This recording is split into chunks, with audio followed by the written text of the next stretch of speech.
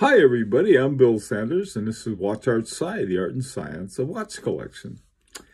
Today we're going to take a look at a collection that I learned so much about watches from.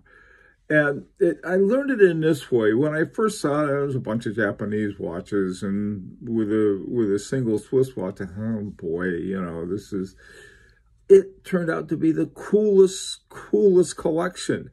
Very surprised by what I found. And I think this is a lesson for all of us, really, is that we should never let our assumptions about any kind of watch get in the way of discovering something interesting and new about watches. There's so many jerks around that just dismiss everything except for some narrow range that goes with their narrow minds. And so this is, to me, it was a very liberating discovery. So let's talk about Blaine's Japanese collection with a pinch of Swiss. Okay, the first one is a Citizen Eco Drive 1. And this is, first of all, the looks of the watch. I love the looks of it. But it's a kind of watch that I generally don't collect, but has an important element in it. And it has a rotor in it that provides electrical power to run the quartz in the watch and so forth. Very cool watch, sort of a combination kind of watch. Now, the second one is it's a Grand Seiko, and it's a SBGR 311, which means something to Seiko collectors. Now, this is the kind of Grand Seiko that I like. I'm not a big fan, don't hate them, but I'm not a fan of the spring drive, simply because I like sort of all mechanical watches. And this series of Grand Seikos, they have beautiful déloché. They're to me, a true mechanical watch. And a gorgeous watch too. That's one thing about Grand Seikos. They really have gorgeous cases and dials and so forth. And so this is a fully automatic one, and a really one that I happen to like. Now these next two, this is where we can really learn something that I think for me, I'd never heard of a Kintex. They had this little thing made in Japan, and so I thought, I'll see what's going on here. First of all, on the left, the green one is called Marine Man, and Blaine said this was his daily beater, and I looked at that. Yeah, it's just, it's a nice looking watch. Nothing about it that looks especially good, bad, or indifferent, but just sort of like a good standard in what he calls good daily beater. Easy to read, big date, like that. Now, the one next to it is called a Progos, okay? And it's a pilot watch. That's why I call it a Progos pilot. And Blaine said that they had used some of the ideas from both the Milgauss, the Rolex Milgauss, and the some IWC pilot watch. And I was going to say, what are you going to borrow from IWC? I wasn't sure what.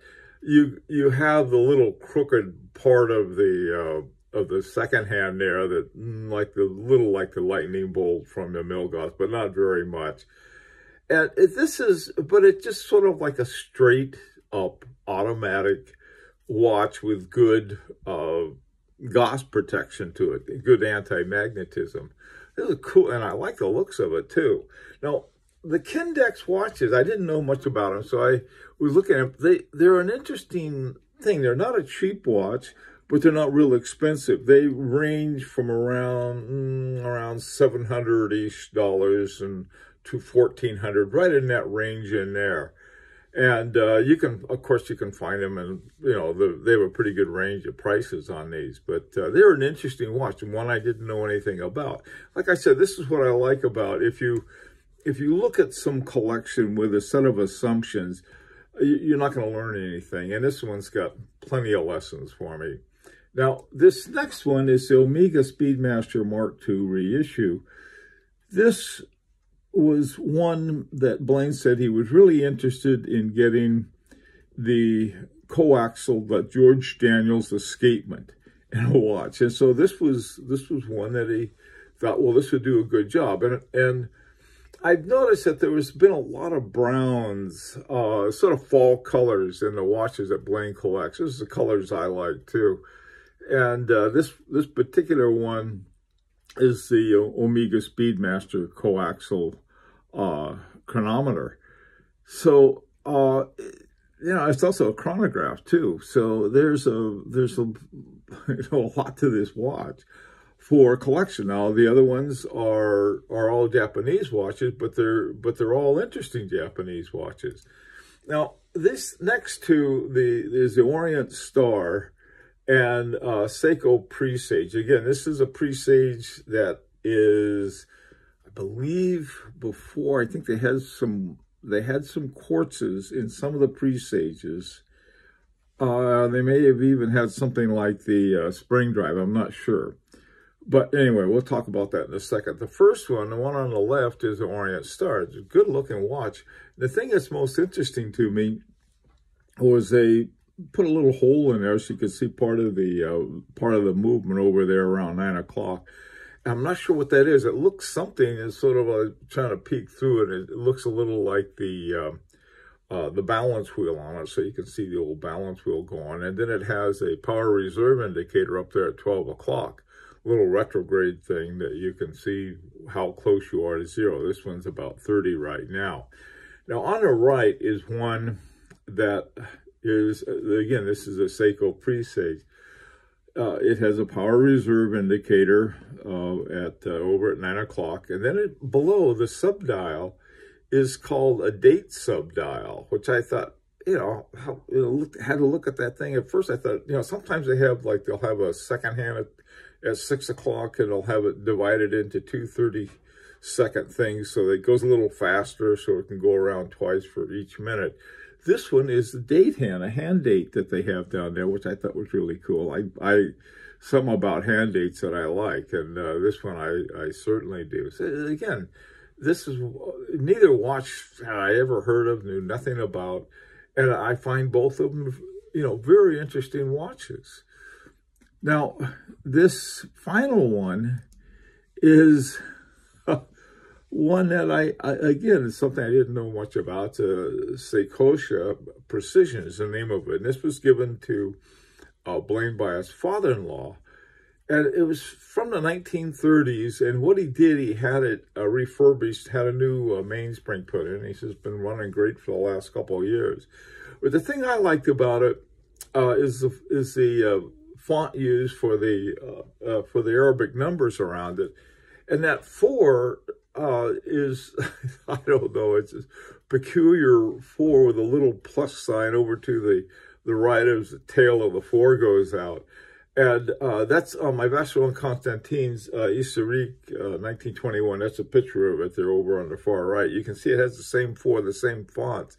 The other thing I like about this watch was that I like the way that the small seconds at 6 o'clock clip the 5 and the 7.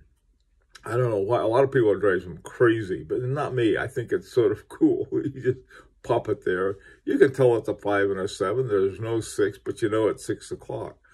So anyway, this was, I really enjoyed it. And like I said, I think it's a lesson that we can, you can learn so much from things that you think, well, there's nothing there for me.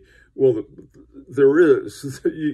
All you have to do is really look and learn how to appreciate watches, not for how much they cost, not how popular they are, but just how much fun they are. And if you could I have a lot of fun with these watches. Anyway, I want to thank Blaine for sharing his wonderful collection with us. The pictures he had were great. He put them all on a light gray background, which is perfect. This is what, in the art galleries, you'll see a lot of times they'll use this light gray. So thank you again, Blaine, and I'd really like to hear your comments on any suggestions you might have for Blaine's collection. And until next time, this is Bill Senders for Watch Art Sci, the art and science of watch collection.